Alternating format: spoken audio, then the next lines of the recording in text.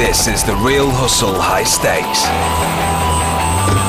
In this series, Jess, Alex and Paul pull off some of their most daring scams yet to land themselves a colossal payout. On tonight's show, Alex and Paul cream these high rollers in a big money poker game. Why do I get a feeling?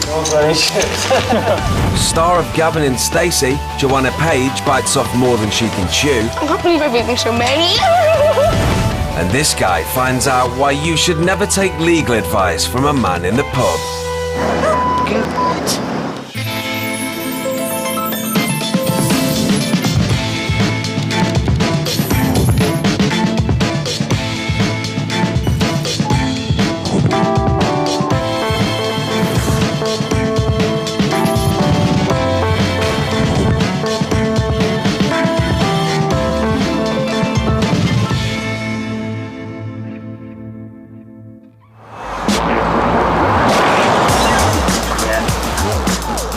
This series, the hustlers risk all to expose to our hidden cameras the big money scams that cheat the public out of millions of pounds each year. All the people on this show have been hustled for real, and after being given their money back, they agreed that the footage could be shown so you can avoid being ripped off by the same scams.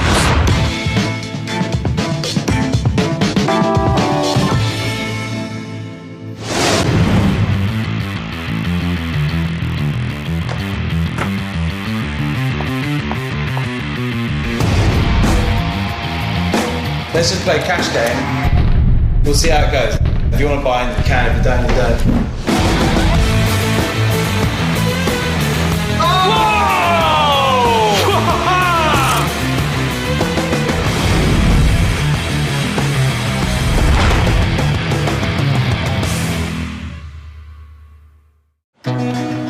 This is Harley Street. To live here, you need to be minted, as a typical property costs in the region of £10 million. Here comes Alex, looking seriously loaded. He got invited to a high-stakes poker game when a mutual friend introduced him to Jabiz, a wealthy young bar owner who lives in this house. Hello, mate. How are you? You well? Good to see you again. You good? Am I the first one? Yeah. Sorry, I'm a bit early. Oh, nice. How many more people have you got? 4 of us. It's me, you, another guy from Rugby Club. Do you know Paul? No, of course he does. Paul befriended Jabiz through a shared contact and independently got himself an invite to the game. And then 3 of my mates from home. How long are they going to be? Well, not long. Brilliant. The other players arrive. And whilst Jabiz goes to let them in, Alex turns on the hidden cameras in the room.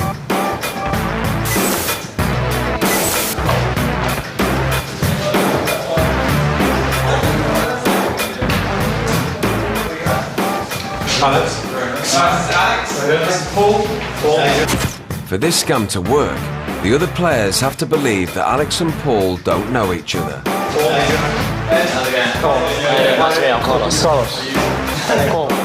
Once the two new boys have met everyone, it's time to get down to business. Let's just play cash game, which is what I thought we'd do. And we'll just play it, and then we'll see how it goes. And if you want to buy, you can. If you don't, you don't. End of story, yeah?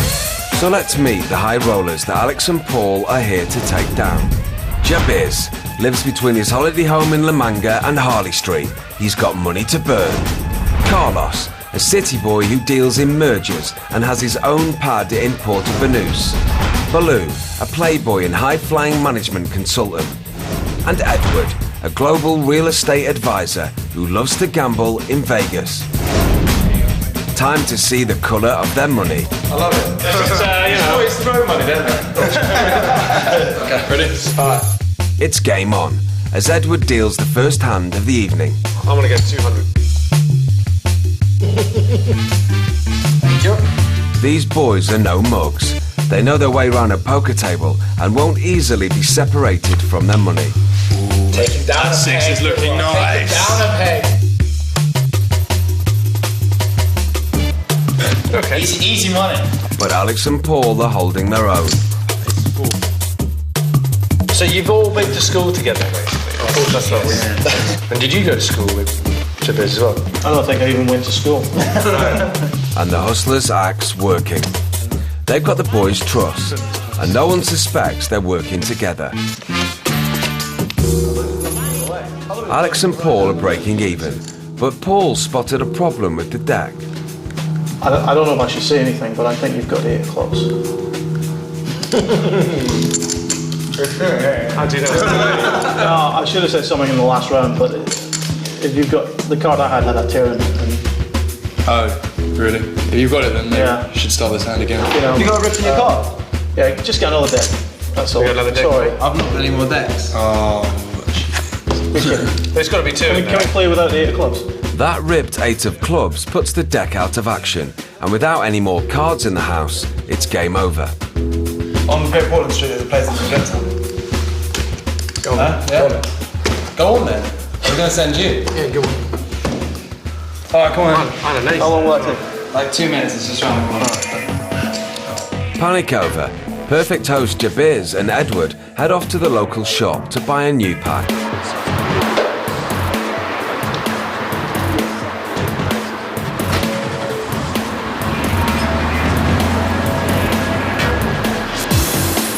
Mission accomplished. They've bought a new deck. Yeah, I remember seeing that. It's a claim. Did you get That's any? quick. Excellent. Oh, perfect. Good It's £2.99. That $2.99 is not money well spent. Little do these high rollers know, they've just brought about their own downfall. By leaving the game to buy a new deck, they've opened themselves up for Alex and Paul to clean them out.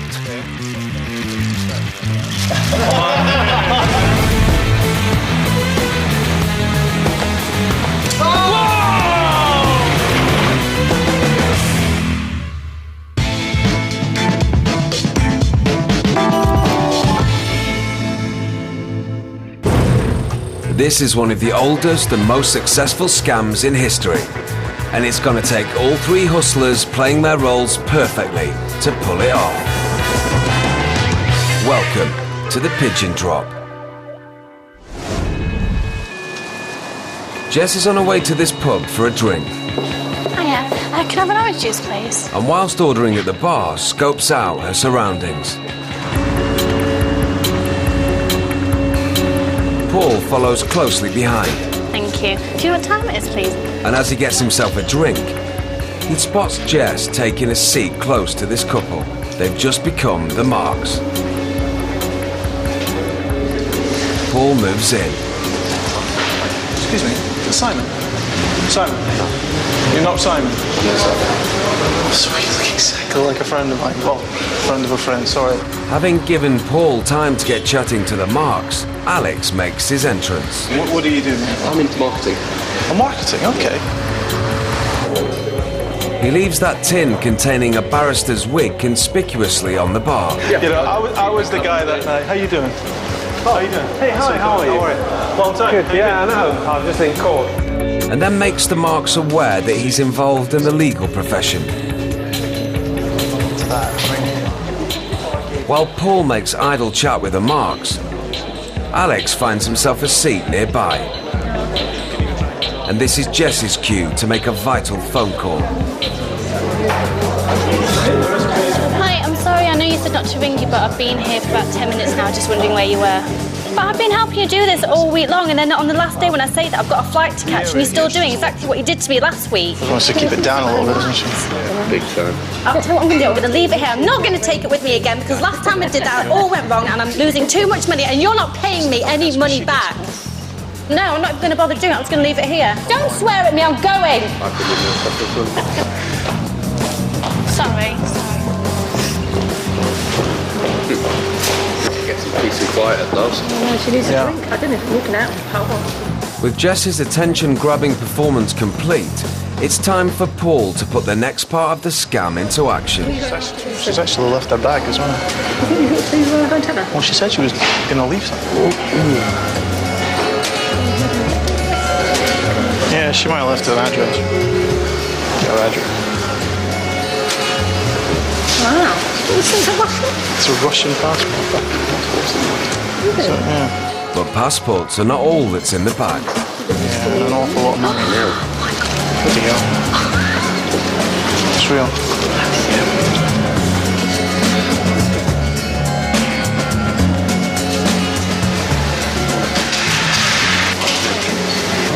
Do you want to just hand it into the bar? Can we split it? Nothing funny to say afterwards. Well, we haven't noticed, but you know.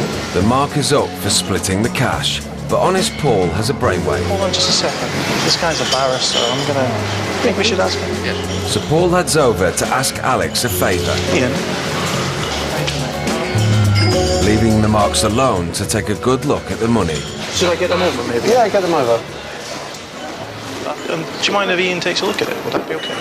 Yeah, it's fine. It's not ours. Do you want to come over? They agreed to take some advice from the respectable-looking lawyer. Hi there. Sorry. I'm Ian Steele. Nice to meet you. I'm Larissa. Larissa. I'm Carl. Carl, nice to meet you. Introductions over, Alex takes a look inside the bag. It's not finders keepers if you found it. She's left. Legally, it's not finders keepers if someone comes looking for it. What you could do is you could legally keep it for safekeeping until someone comes looking for it. How long would that be for? In the law, it states a reasonable amount of time. So I think a week would be a reasonable amount of time. And what I would do in your case is keep hold of this, and maybe in a week's time, come in and say, did anybody come and ask for a bag? If by then no one's asked for it, then I think you're very entitled to split it 3 ways. The one thing I have to tell you is one of you has to keep this. The moment the bag or its contents get divided or divvied up, technically that's theft. The obvious solution is for the marks to keep hold of the cash, but as Paul has only just met them, Alex makes a suggestion. You two know each other. Would you be willing to put up some money in good faith? This is what happens in these situations with trustees. It's like a deposit or collateral. You have the money in any case. Well, it depends. It is custom in these cases to be a small percentage, so it would be, I would say, about £700 or. Euros. I've got about 450 million there. Okay, so it's about £600-700. I'm happy with that. I think I can trust you. To reassure him they won't run off with the £5,000, the marks agreed to give Paul a sizable deposit. That's the cash point then. Why don't you do that? Yeah. Eager to land his share of the 5,000, the mark hot-foots it to the cash machine.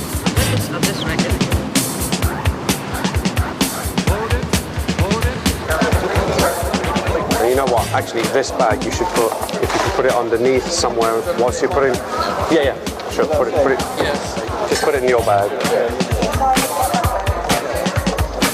With the bag safely out of sight, they give Paul all the money they can get their hands on as a sign of good faith. So that's 150, that's 200, 300, 400, 550, 610. Okay. Shall we agree a place to meet next week? Shall we do the Walrus? Yeah? Is that good for you? Place, yeah. Yeah, shall we go there? His job done, it's time for Alex to leave. We'll now have to pop back to Chambers. I'm really glad you you stepped in. Thank you very much. You're very, very welcome. Enjoy your good luck. Take care. Thank you. Thank you. Having shared his legal expertise, Alex apparently heads back to Chambers. With a meeting set up for 1 week's time, Paul says his goodbyes. He may have over 600 of the mark's cash in his pocket, but why has he left the 5,000 with 2 complete strangers? There's no guarantee that they'll even turn up to split the cash. The marks waste no time in leaving the bar before Jess can return to collect her bag and its valuable contents. We caught up with the marks and asked them to look inside the bag.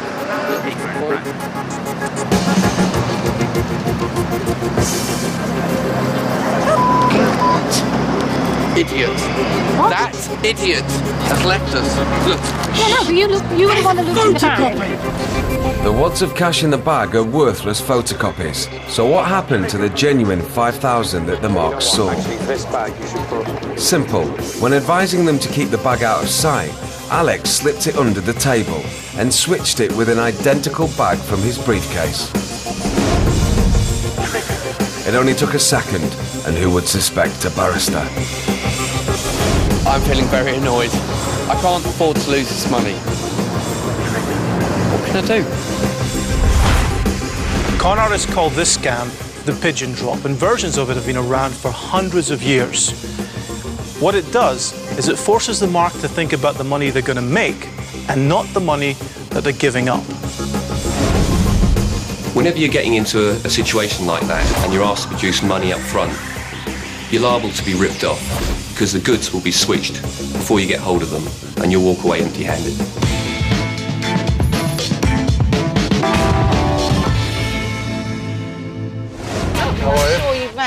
How are you, Alex? Money won is twice as sweet as money earned. How on earth are you going to do that? And money won off a celebrity is even sweeter. Welcome to the Celebrity Con Games.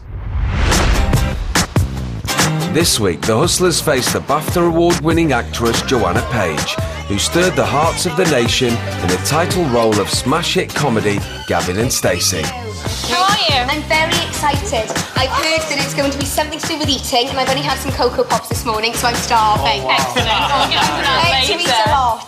Lead the way. Okay, follow me. The stage is set, and so it's time to let Joanna know what her challenge is. Now, your character, Gavin and Stacey, very fond of her mother's omelettes, yeah? Yes. And I read somewhere that you are as well. Yes, I love food. Yeah? I love food, and I eat a lot. Excellent. We have got an eating challenge for you. Right. What do you think you're going to be eating? I've no idea. What I would love is like strawberries or something. Well, it's not strawberries because we're not that nice. Right, now have you got £10 on you? Yes, I have. Excellent. Well, I've got £10 on me as well. Right, do you want the £10? Yeah, I'll take that now. Why not? Should I? I'm already falling for it, aren't I? I'll tell you what, I'll put that there. Now, we haven't got strawberries. Oh my God, please don't tell me it's like something live or a spider. No, it's not a spider. Well, that's easy. It's really, really simple. Whoever finishes off their crackers first wins the £10. Cool. So let's take a look at the contestants. A mere 5'2" and tipping the scales at 48 kilograms, Joanna's starving hungry, as all she's eaten today is a bowl of cereal. Her opponent Jess is slightly larger, but she's eaten more. She's had a bacon roll and her favourite, a tuna baguette. On paper, it looks like an even contest. You ready? Yes. Go. And they're off. The girls are matching each other bite for bite. Oh my God. Joanna's still on her first cracker and she's already showing signs of trouble as Jess edges into an early lead. Come on. Joanna finishes her first cracker. Jess responds immediately by demolishing her second. Crackers absorb the moisture in your mouth and Joanna appears to be suffering more than Jess. How are you eating them so fast? I'm really hungry. Maybe it's down to technique or a stronger will to win, but Jess is looking the more accomplished cracker eater. Oh my God, I still got 3 left. Jess storms into a 2-cracker lead. Is there any way back for Joanna? I still got the word in. I've still got 3 left. You can't fault her effort, but there's no stopping Jess. She's in the zone. I can't believe I've eaten so many. The finishing line is in sight for Jess as she goes to work on her final cracker. Joanna's digging deep, but it's too little, too late. How have you done that? I'm not doing it. Jess is making it look so easy. I'm not going to win. Joanna thinks it's all over. It is now. How have you done that? But look at it this way, at least you don't have to finish yours. Oh my God. You want a glass of water? Yeah. Cheers. Cheers. Well done. How have you done that? For your £10, would you do us the honour of signing it for us? Yes. Excellent. Good. All right. I can't believe it. How have you done that? Because I wanted to win. After Joanna coughed up her tenner, we put her out of her misery. We gave her one of Jess's crackers and one of her own. Right, they look exactly the same.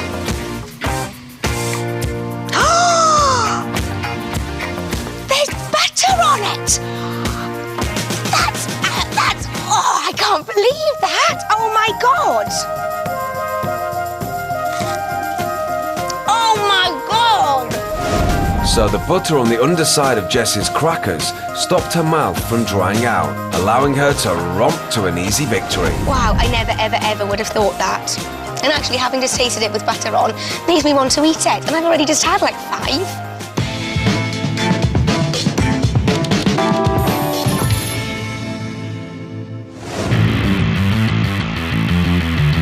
No, Paul?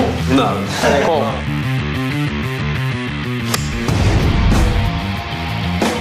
The card I had a tear in it.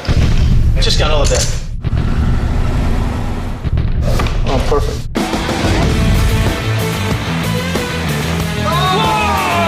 You've lost, I've lost, he's lost. I won. You've won and you f***ing won.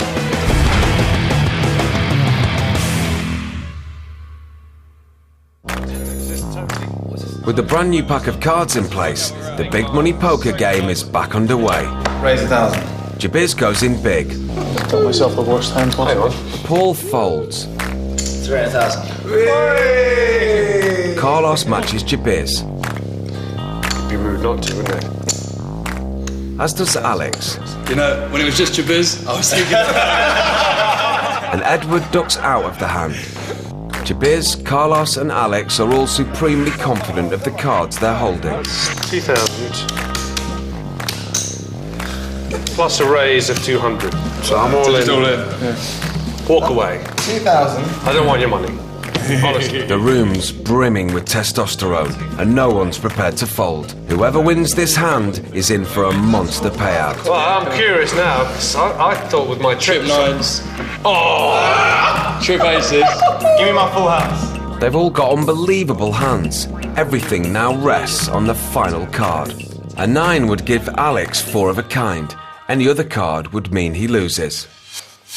Whoa! What do you know? It's a 9. Sorry, guys.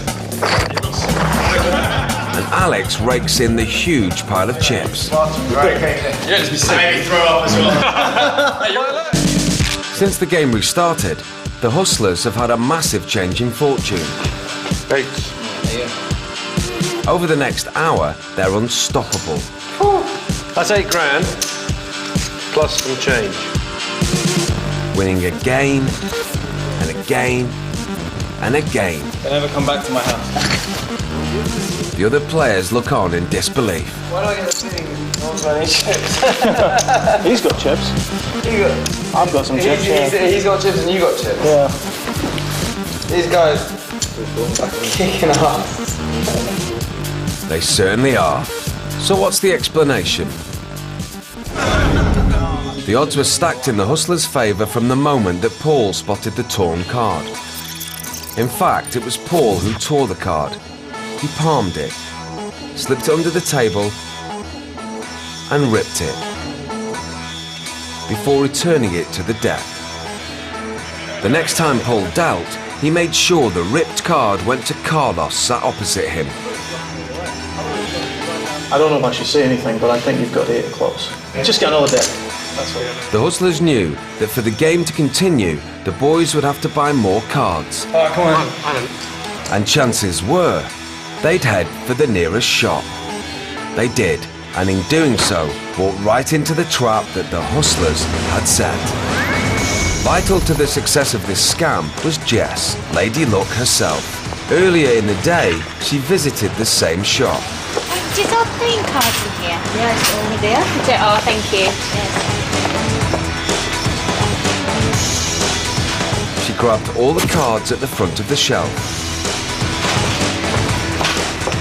Get these, please. Thank you. What time do you close? please. 24 hours. 24 hours. And after establishing that the shop was open all night,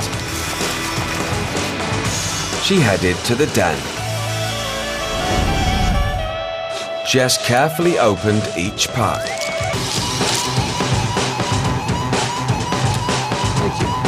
And Alex made a tiny mark on the back of every card that only a trained eye would see.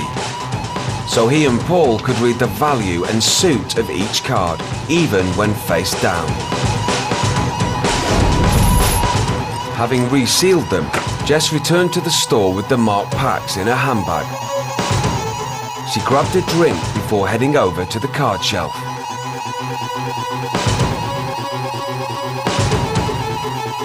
She then switched the store's remaining cards with the marked ones in her handbag.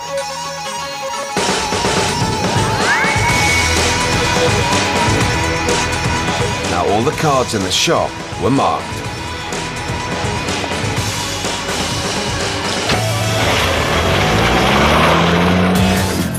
So later, when Edward went to the shop, Yes, well, they're right in the corner of he unwittingly bought one of the Hustler's marked packs. Excellent. And delivered it right into Paul's hands. Oh, perfect. With Alex's marks now on the back of every card, even these seasoned poker players didn't stand a chance. They may as well have been showing Paul and Alex every hand they were dealt. Beating them was as easy as running a bath. You lost. You've lost. I've lost. He's lost. I won. You've won and you f***ing won. 1, 2, 3. With the high rollers virtually cleaned out, the Hustlers cash in their enormous stacks of chips before leaving.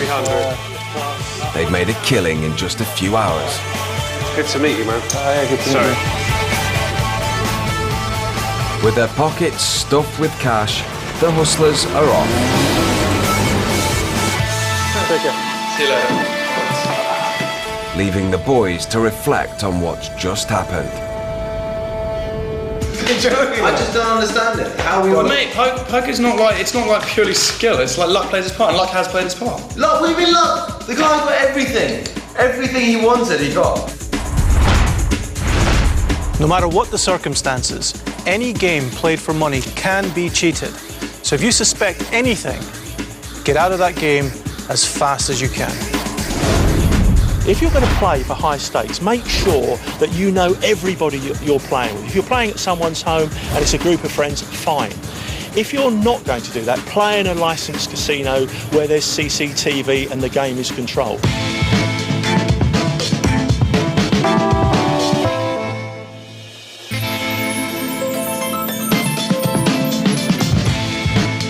To find out more about The Real Hustle and to see exclusive web clips, visit the BBC Three website. You can help decide the ultimate Real Hustle. Just go to bbc.co.uk/Real Hustle to have your vote and maybe be there in the studio for the top 10 greatest hustles. Next up, it's Jack, A Soldier Story.